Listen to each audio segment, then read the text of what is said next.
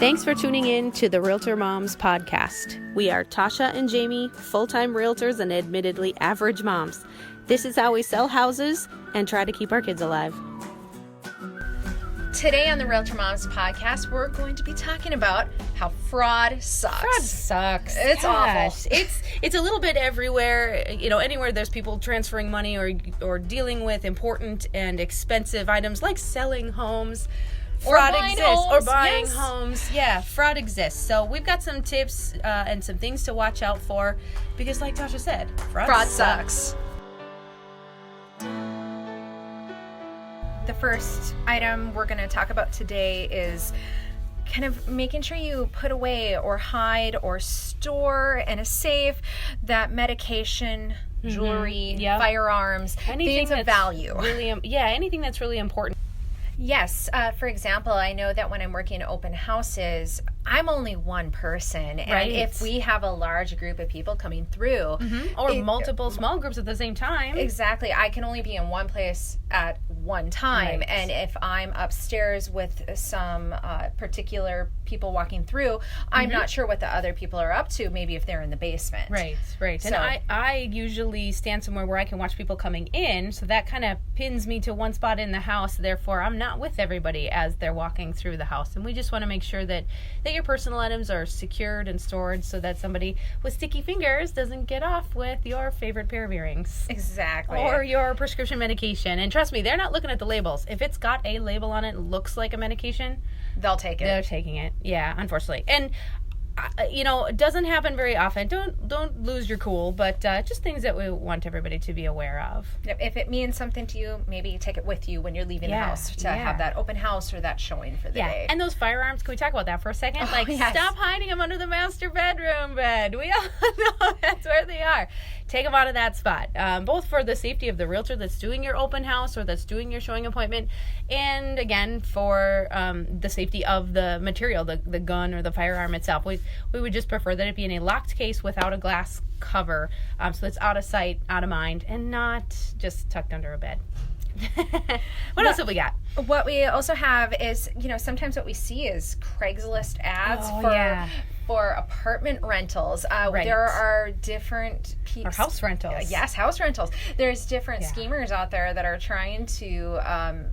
they see the listing ads that are on Zillow. They love our pictures. They love our pictures. We write the description for them, and they steal it. They steal the photos and try to say that home is going to be rented instead of sold, and try to take money from people thinking that it's an actual rental. They're creating a Craigslist ad that's under the for rent section and using all of our data as if they were the seller themselves, and saying mail a deposit. This one will go fast, and they post these ridiculously inexpensive prices, and that's how they hook people. Like, send me a $400 deposit to hold it. Don't be surprised if you see a for sale sign in the yard. It is for sale, but I also want to rent it. Don't fall for that stuff. If you see a for sale sign, a realtor's sign in the yard, call that sign before responding to, or certainly before sending any money to somebody, identifying themselves as the owner and saying that it's for rent.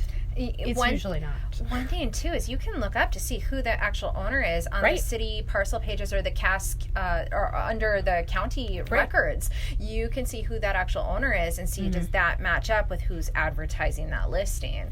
Right. So if they're I would say if there's a sign in the yard, call a realtor. Get in touch with a professional and never send money in the mail unless you know the person you're sending it to personally. So watch out for those. Those have been happening kind of here and there, kind of comes and goes. Well, I know I've been in the business now 5 years, and I've been hearing about this for all 5 years, right? All 5 years I've been here. Yeah. And it almost feels as if it happens almost in spurts, where we can go through a dry spell, but then all of a sudden we hear about more and more of this happening. It just...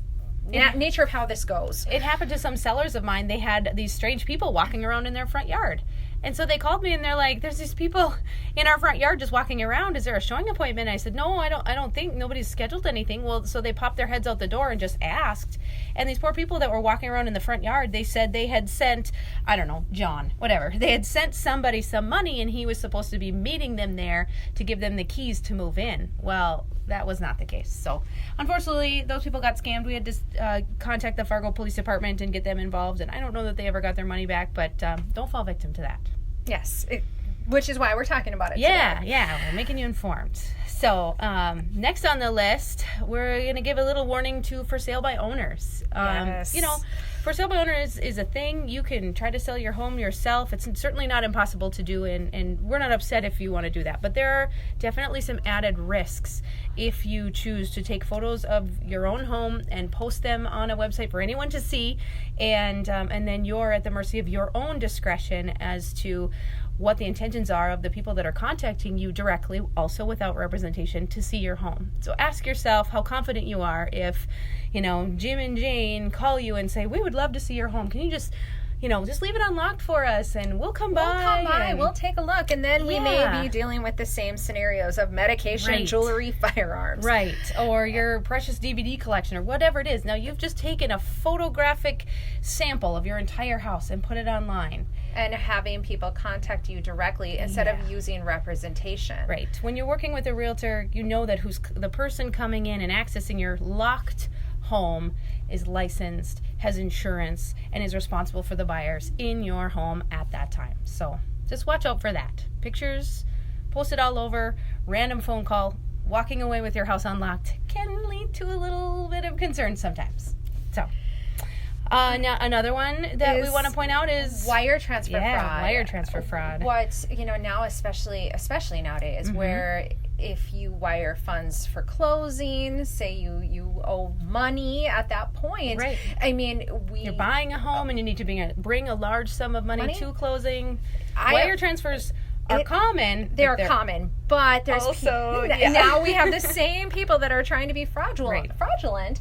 They're now trying to take advantage of this. I always tell my clients that if someone is contacting you other than me or your mortgage lender, contact me right away. So because then I can look into who is the person making that contact and wire them and finding out, is it the right person? Right. Is this the right people that should be contacting you to wire funds for closing? So this is something to kind of be aware of and be leery of. Absolutely. I tell my people, if you don't hear it from my mouth, like if you don't hear me on the phone telling you it is time for the wire transfer, or hear it from your mortgage lender from their lips, do not do it. We've even seen instances where fraudsters will sort of figure out a way to send an email that looks like it's coming from one of us, either your mortgage lender or your title company or your realtor, and it looks as if they're giving you instructions on how to wire your money.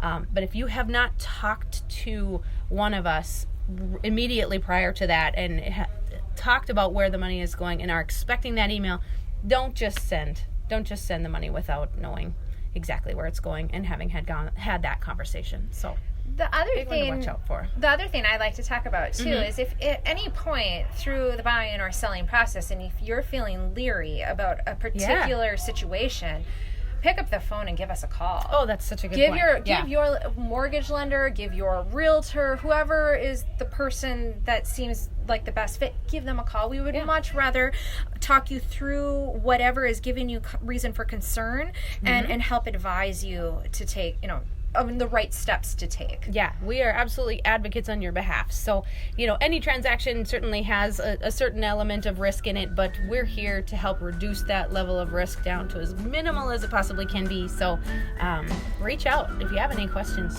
don't be afraid to call. I think that's it. That's it. You got any other ones? That's it for my list. Right. Thank you for tuning in to the Realtor Moms podcast. Thank you for listening. Replay or hear more episodes at RealtorMomsPodcast.com and follow us on Instagram with #RealtorMomsPodcast. This podcast is produced by Jamie R. Swenson and Tasha Barrett of Park Company Realtors, 28 North 10th Street, Fargo, North Dakota, 58102.